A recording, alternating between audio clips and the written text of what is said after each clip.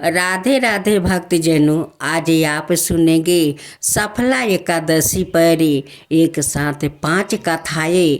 आज के दिन 5 कथाएं सुनने का नियम है। पहला आप सुनेंगे माँ तुलसी की कथा। मैं सभी भक्तजनों को हार्दिक शुभकामनाएं करती हूँ।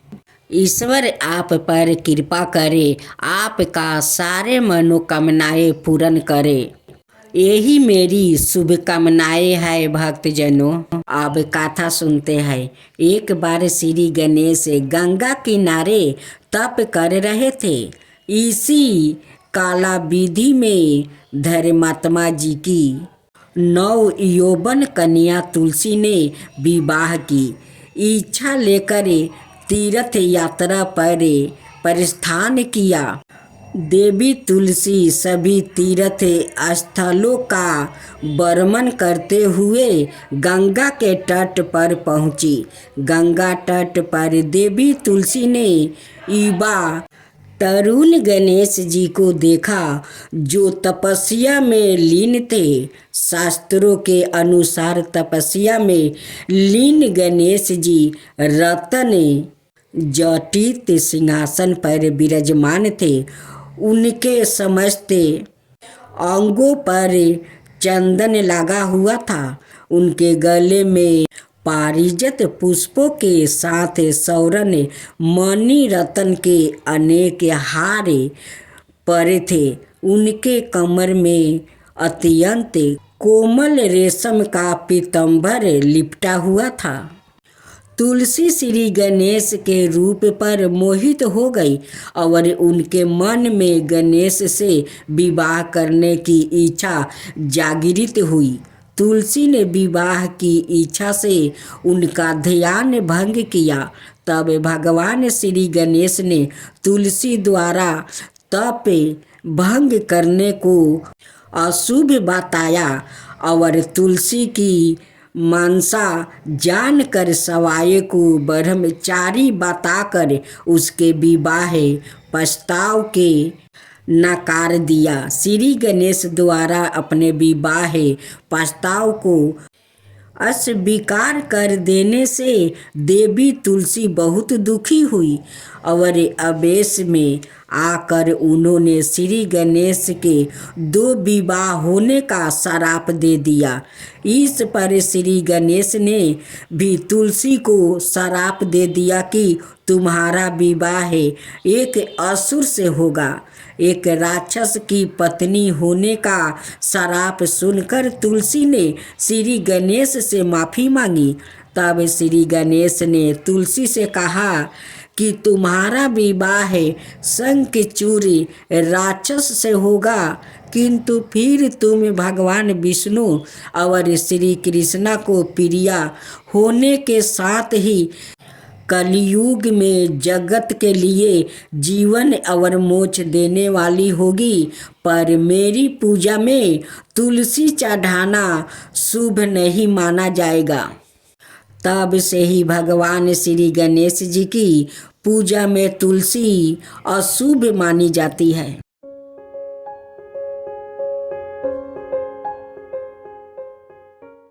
राधे राधे भक्तजनों, आज आप सुनेंगे विष्णु भगवान और एक सेठ सेठानी की कहानी। एक नगर में एक सेठ और सेठानी रहते थे और सेठानी रोज विष्णु भगवान की पूजा करती है। सेठ को उसका पूजा करना बिल्कुल अच्छा नहीं लगता है। इसी वजह से एक दिन सेठ ने सेठानी को घर से निकाल दिया। घर से निकालने पर वो जंगल की ओर गई तो देखा 4 आदमी मिट्टी खोदने का काम कर रहे थे। उनसे कहा कि मुझे नौकरी पर रख लो। उन्होंने उसे रख लिया, लेकिन मिट्टी खोदने से सेठानी के हाथों में छाला पड़ गया और उसके बाल भी उड़ गया। वो आदमी कहते हैं कि बहन, लगता है तुम किसी अच्छे घर की महिला हो, तुम्हें काम करने की आदत नहीं है। तुम यह काम रहने दो और हमारे घर का काम कर दिया करो। वो चारों आदमी उसे अपना साथ घर ले गया और वो 4 मुट्ठी अनाज लाते और सभी बांट कर खा लेते। एक दिन सेठानी ने कहा कि कल से 8 मुट्ठी अनाज लाना। अगले दिन वो 8 मुट्ठी अनाज लाया और सेठानी पड़ोसिन से आग मांग लाई। उसने भोजन बनाया, विष्णु भगवान को भोग लगाया, फिर सभी को खाने को दिया। सारे भाई बोले कि बहन आज तो भोजन बहुत स्वादिष्ट बना है। सेठानी ने कहा कि भगवान का जूठा है तो स्वाद तो होगा ही। सेठानी के जाने के बाद सेठ भूखे रहने लगा और आस पड़ोस के सारे लोग कहने लगे कि यह तो सेठानी के भागे से खाता था। एक दिन सेठ अपनी सेठानी को ढूंढने चल पड़ा। उसे ढूंढते हुए वो भी उस जंगल में पहुंच गया जहां वो चारों आदमी मिट्टी खोद रहे थे। सेठ ने उन्हें देखा तो कहा कि भाई मुझे भी काम पर रख लो। उन आदमियों ने उसे काम पर रख लिया, लेकिन मिट्टी खोदने से उनके भी हाथों में छाला पड़ गया और बाल उड़ने लगा। उसकी यह हालत देखकर चारों बोले कि तुम्हें काम की आदत नहीं है, तुम हमारे साथ चलो और हमारे घर में रह लो। सेठ ने चारों आदमियों के साथ उनके घर चला गया और जाते ही उसने सेठानी को पहचान लिया, लेकिन सेठानी घूंघटा में थी तो सेठ को देख नहीं पाई। सेठानी ने सभी के लिए भोजन तैयार किया और हर रोज की भांति विष्णु भगवान को भोग लगाया। उसने उन चारों भाइयों को भोजन परोस दिया, लेकिन जैसे ही वो सेठ को भोजन देने लगी तो विष्णु भगवान ने उसका हाथ पकड़ लिया। भाई बोले कि बहन यह तुम क्या कर रही हो? वो बोली मैं कुछ नहीं कर रही हूँ, मेरा हाथ तो विष्णु भगवान ने पकड़ लिया है। भाई बोले हमें भी विष्णु भगवान के दर्शन करवाओ। उसने भगवान से प्रार्थना की तो विष्णु भगवान जी प्रकट हो गए और सभी ने दर्शन किया। सेठ ने सेठानी से क्षमा मांगी और सेठानी को साथ चलने को कहा। भाइयों ने अपनी बहन को बहुत सा धन देकर विदा किया। अब सेठानी के साथ सेठ भी भगवान विष्णु की पूजा करने लगा और उनके परिणाम से उनका घर अन्न धन से भर गया। अब आप सुनेंगे राजा मोरध्वज की कथा। महाभारत युद्ध की समाप्ति के बाद अर्जुन को वहम हो गया कि वो श्री कृष्ण के सर्वश्रेष्ठ भक्त है। अर्जुन सोचते कि कान्हा ने मेरा रथ चलाने के लिए मेरा साथ रहे, इसलिए भगवान का सर्वश्रेष्ठ भक्त हूँ। अर्जुन को यह पता था कि वो केवल भगवान के धर्म की स्थापना का जरिया था। फिर भगवान ने उसका गर्व तोड़ने के लिए उसे एक परीक्षा का गवाह बनने के लिए अपने साथ ले गया। श्री कृष्णा और अर्जुन ने जोगियों का भेष बनाया और वन से एक शेर पकड़ा और पहुंच जाते हैं भगवान विष्णु के परम भक्त राजा मोरध्वज के द्वार पर। राजा मोरध्वज बहुत ही दानी और भाव भक्त वाले थे।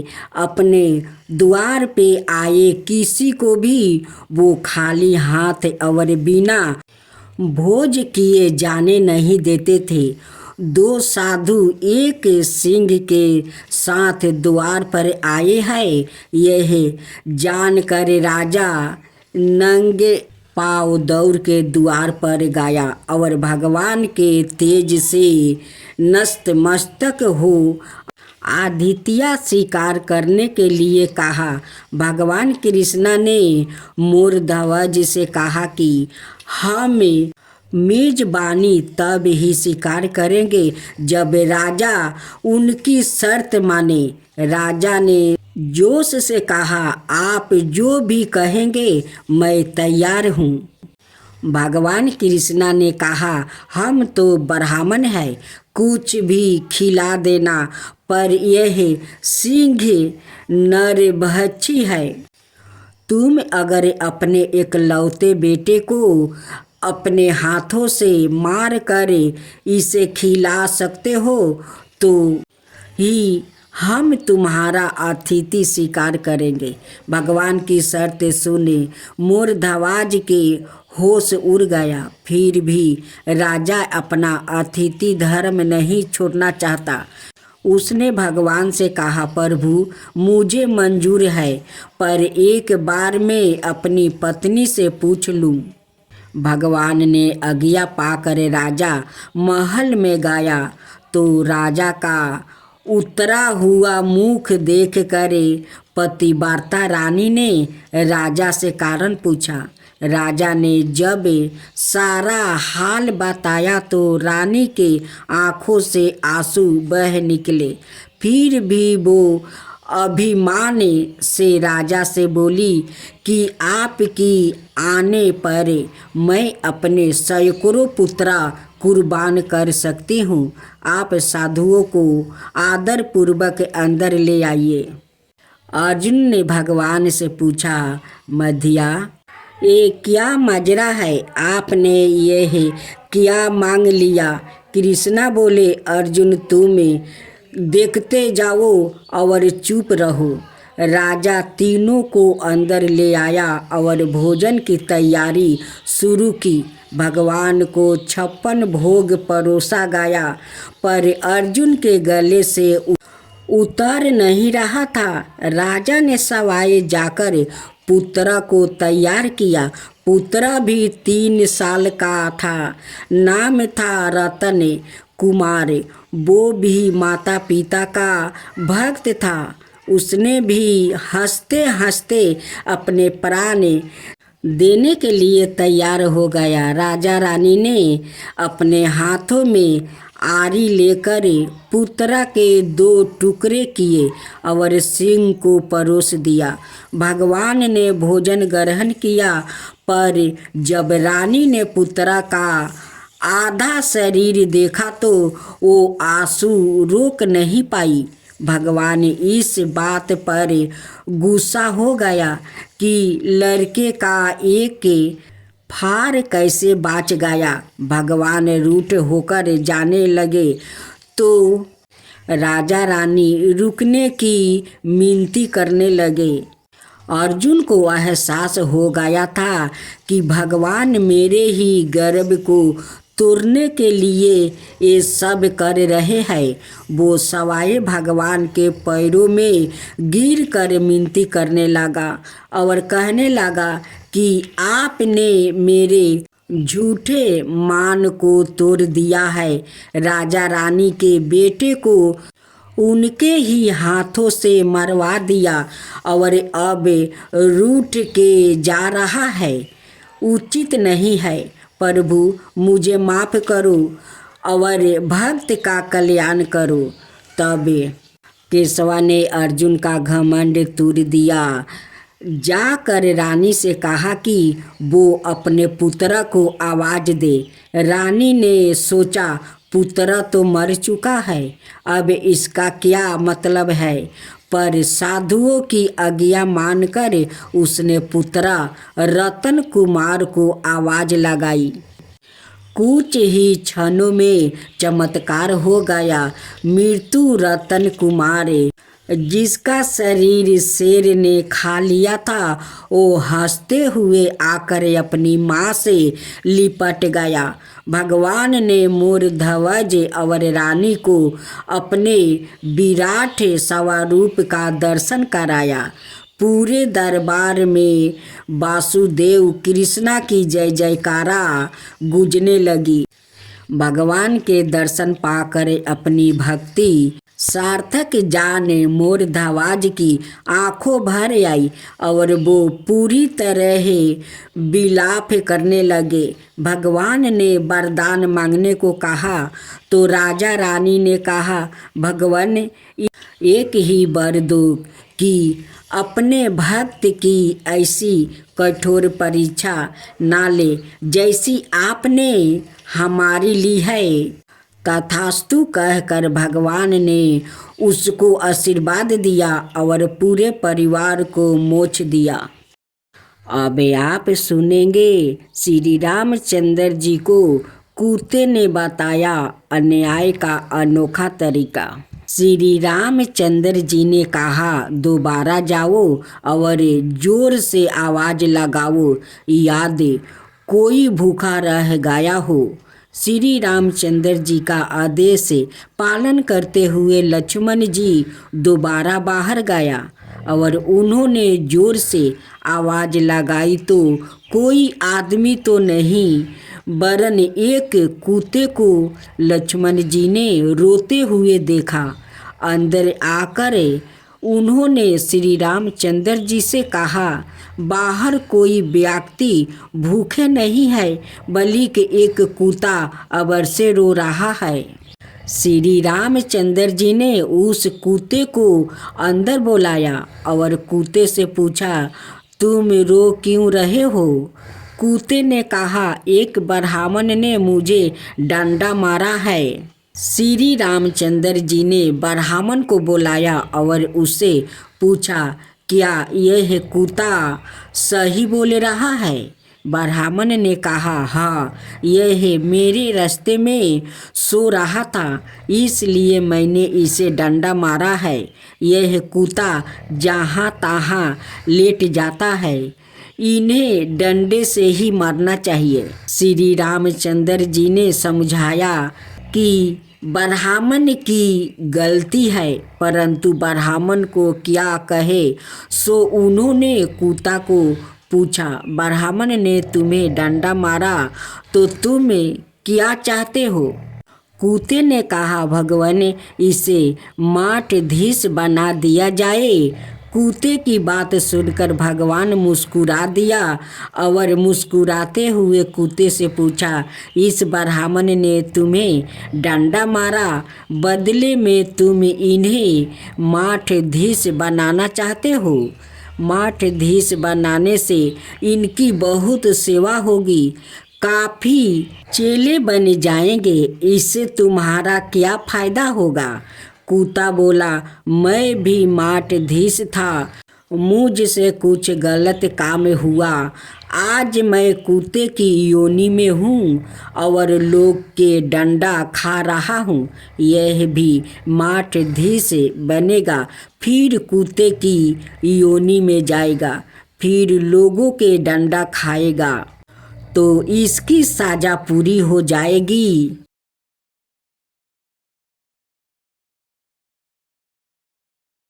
अब दूसरा कथा। एक छोटा सा बच्चा था, उसका नाम था नीचकेता। एक दिन उसके पिताजी गौ का दान कर रहे थे, पर वो सारी गायें वृद्ध थी। नीचकेता ने कहा कि पिताजी, ऐसी गौओं का दान करना चाहिए जो दूध देती हो और ऐसी वृद्ध गायों का दान नहीं करना चाहिए। पिताजी गुस्सा हो गया और कहने लगे कि अब तू मुझे सिखाएगा कि कैसे दान करना चाहिए। ठहर जा, अभी तेरा दान कर देता हूँ।